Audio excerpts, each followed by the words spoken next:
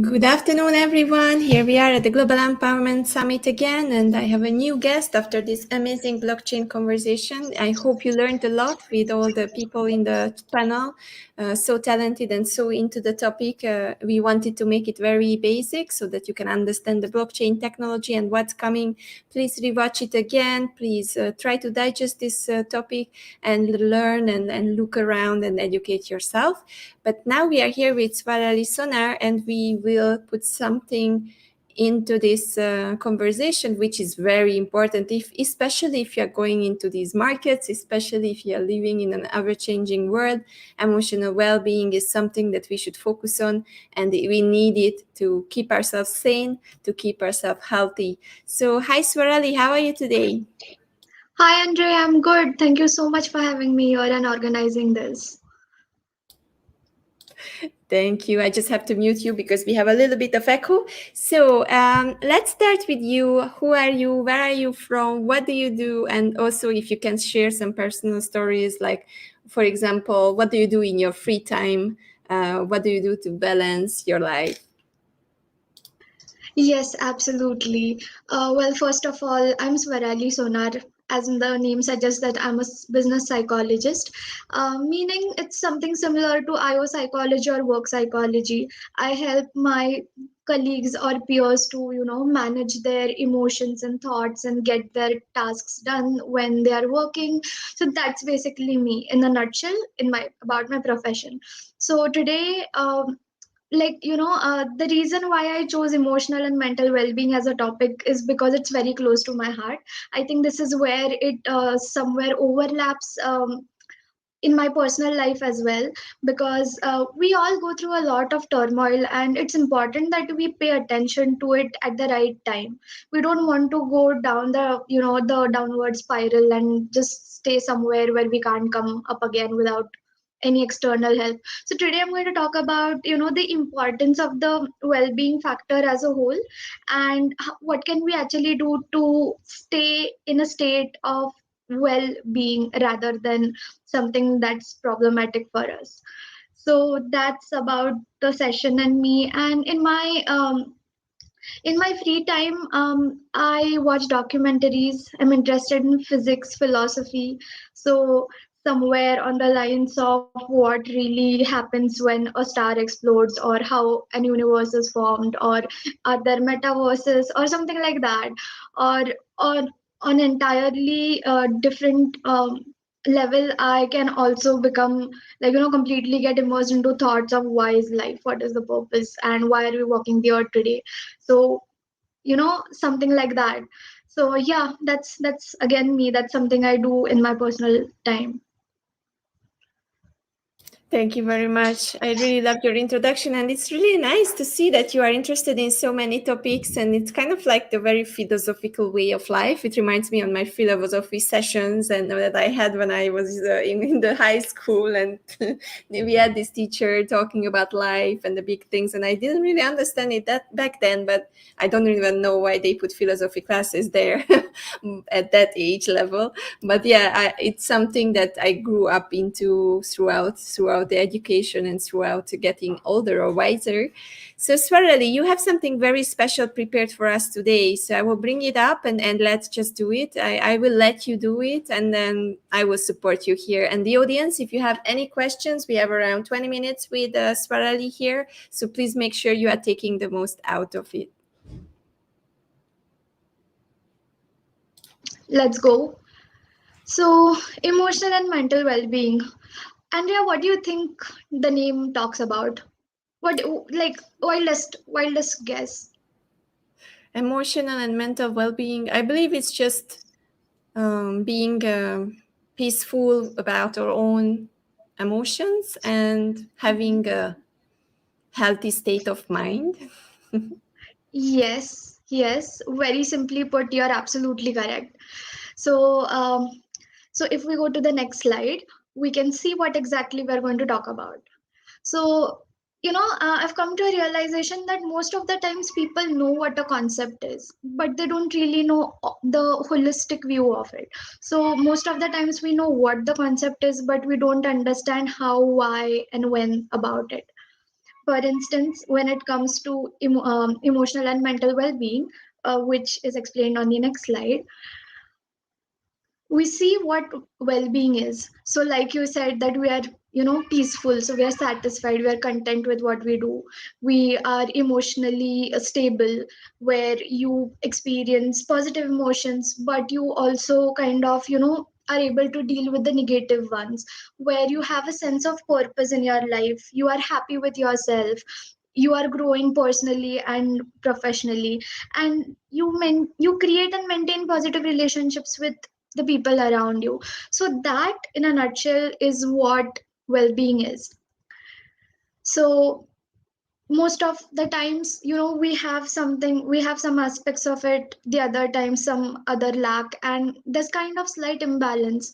So today we are going to actually learn about why is well-being important and how we could keep it intact. So could you please go on to the next slide?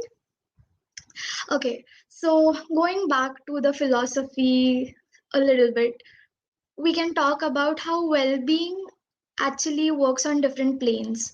So well-being does not only mean being able to, be calm emotionally or mentally. It also means, somewhere there's a spiritual aspect, there's a social aspect, there's an intellectual aspect. And so of course we all know the physical one, where we work out, we love to go to the gym, and we do lots of things. But when it comes to kind of the mental or the more abstract plane, we are kind of unsure what exactly we are supposed to do, what exactly does it mean to be well or to do well mentally or emotionally. So I have tried to, jot down the main things which could give us an idea about what spiritual well-being is. For instance, engaging in something that gives us a sense of purpose. For example, why am I doing what I'm doing? Are we doing things intentionally? So if so for instance, Andrea, when you decided to host this or organize this whole summit, what was the purpose behind it? The purpose behind it was to elevate others, to help others, because I was in a very good state. So I wanted the others to be in that very positive state too, instead of going down somewhere negative. Perfect. So, like do you see that you had a sense of purpose? There was a why. Like you chose to do this because you wanted to give something. So, unless we all are in a state of well being, it's kind of difficult to pour from an empty cup. So, be it spiritual or be it emotional, where we are able to deal with our emotions properly, and not only us but also of the people around us, it's really important that we have the state of well-being. So if we go to the next slide, please. Okay, now it's very important to understand why we do certain things in life, especially when it comes to well-being. So imagine a state where you're doing everything, but you're kind of not very well emotionally or mentally. There's something nagging, there's some heavy feeling in your heart all the time, and it's like you're living your life, but just for the sake of it. So it's really important that we understand the why behind a certain action or a certain behavior. So when it comes to well-being, these are the basic things. Like if you're doing well, you're going to be happy, like in a state of joy, where everything you do is going to give you, happiness or a connection with whatever you do, with the people around you, with the very task that you are doing. Another thing is that if you're mentally happy, emotionally happy, then you overall have a better health. Like your physical health affects your mental health, and your mental health affects your physical health. So most of the times it happens that we only run behind the physical health, that like I'm doing my diet, I'm working out, I'm going for a run, I'm trying to talk to people, but I still don't feel nice. So at the end of the day, you're not really satisfied. Why? Because maybe there's a possibility that we are actually overlooking the emotional and the mental well-being factor. It so happens that sometimes, so far, like in my journey so far, like let's say just a short journey of 2 years, I've realized that What we cannot see is generally disregarded. We cannot see emotions. So, the emotional incidences where you're actually supposed to sit with them and talk about it, reflect on it, we most of the times, okay, we'll see, let it go, let it pass, this too shall pass. But I think that does affect you. When we are unwell, I think it is not just that one incident that makes you upset. It is a mountain of all the tiny things which have come together for so many years, so many months, so many times you have tried to things let go of. So that's the thing. And all of this results into resilience. Okay, resilience, simply put, is the ability to bounce back to normal from an adversity.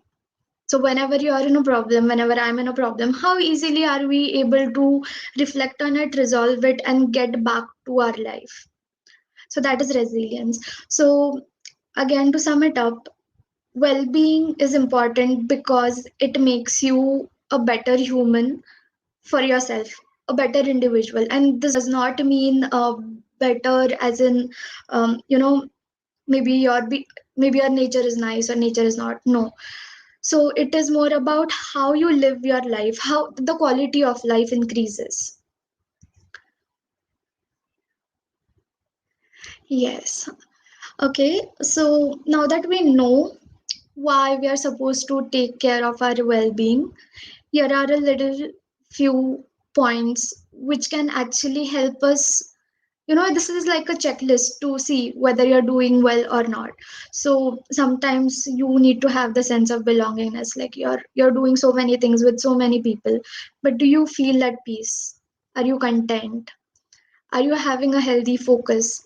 For instance, maybe if you're focusing on your work too much, maybe a little bit more than you should be, then there is a issue somewhere. Are you trying to compensate something in your life? So tiny things which we don't really reflect on, which we don't find as important, are actually important. Sometimes we say the little things in life are the ones that matters the most, and I think this is it. Especially with the pandemic, that we go back to our basics, we take care of the things which are actually important. So yes, for everyone who would like to know what intact well-being looks like, it's on your screen. Andrea, could you please move to the next slide? Okay.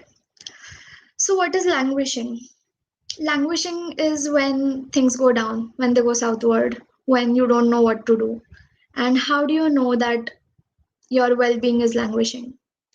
So the first thing that you could actually pay attention to when it comes to this is there are going to be changes in your food and sleep patterns, no matter what. Maybe you're eating a bit too much, maybe you're eating a lot less, or maybe you're sleeping a bit too much, or you're not sleeping at all. It could go anyway. But when you see there are changes in your routine patterns, it's your first um, it's your first indication that something is going to go wrong and we better take a look at it.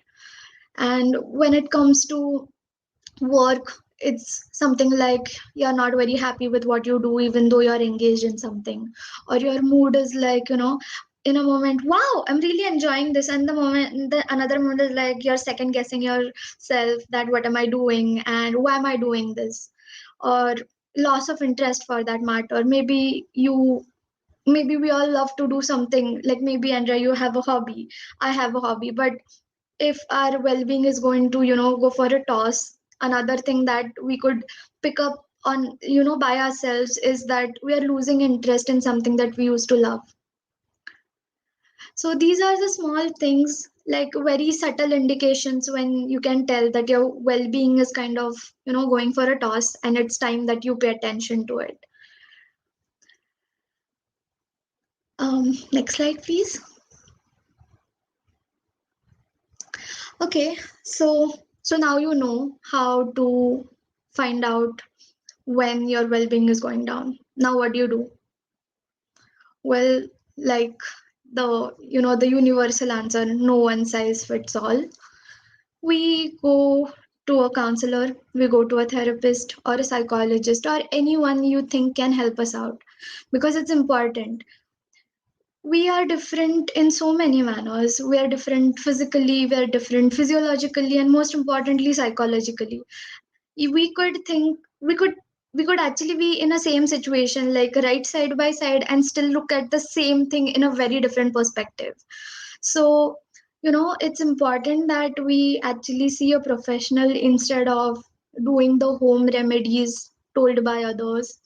Especially we have to be very aware of the toxic positivity. Hey, you have to be positive no matter what.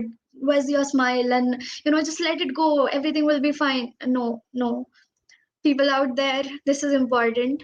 This is really very important that you look after yourself, because like I previously mentioned, abstract things are tend to be overlooked, and we generally do not see our emotions or we do not see our thoughts. So it's important that we keep a track of them no matter what, before they start managing us. So yes, and Andrea, could you please move to the next slide? Okay, so yeah, this is a tiny list of home remedies which you could try, but these are not positively toxically positive, because these are scientifically proven methods to actually overcome the stress and actually keep a track of what you feel and what you think. So easily enough we can actually sit. So whenever we are not feeling very nice, either we talk to someone we trust, we communicate our thoughts and feelings. Instead of emotionally dumping things, we try to explain why we are angry instead of lashing out. Or we could just sit down with a paper and pencil, and we could actually write down the incident which made us angry or which made us upset, and try to reflect, like, what is it that we could do about it differently? Is there a slight possibility that you could change your perspective to look at the same situation differently, where you might not face the emotional turmoil which you did? So these are the things, and I'm not going to talk about time management, stress management, and people management skills, because I think that is a very commonly talked subject. But even though it might have lost its importance, or it may appear a hyped up thing, it's equally important. I'm not disregarding the importance of it. So yes, Andrea, I think we're almost at the end of this. How many more slides remaining? Yeah. So yes, tiny ways to look after yourself. You have to give your time, give your words, give your presence to someone. You have to observe tiny things where you actually make notes, or mental notes of what you're doing. For instance, I'm talking right now, so I know that I am talking to a screen with a PPT in front of me. There's Andrea somewhere in the picture. There's me. I can see myself, and I'm trying to elaborate or emphasize on the importance of why I'm doing this, because it means something to me. So the entire thought process, again, the why, the purpose of you doing something needs to be clear, and that will help you go back to your roots of well-being. And most importantly, it's always remember that um, however much the internet actually makes introverts look amazing, we are social beings, so it's important to connect no matter what. Connect with one person, connect with 10 people, does not matter, connection is important. So yes, and Andrea, please, the next one. Yes, so we have like around 3 minutes left. Mhm. Yeah, and this is me. Connect with me on any platform. I'll be available on emails as well, and I'd love to help anyone with anything.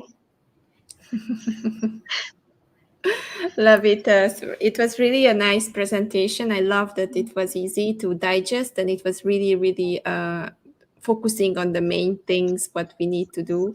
I really love your work and what you're doing. It was Thank you. amazing to have you here. Please, guys, if you are having some time or you're watching this on replay, take some time at every slide to reflect on what it really means or what it really means for you and what are the steps that you can take away from that. Because slides and presentations and interviews just like this, just by watching it unconsciously, will not get you further, will not change your life, will not make you better.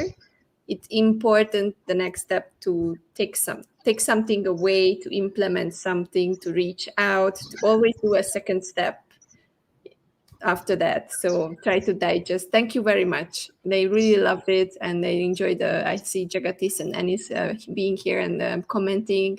They were really enjoying the topic. And thank you very much for sharing it. I Of really loved the course, I'm, conversation. I'm glad it was nice. I hope it helps everyone. And again, Andrea, lovely talking to you. Thanks for having me. You're really honored.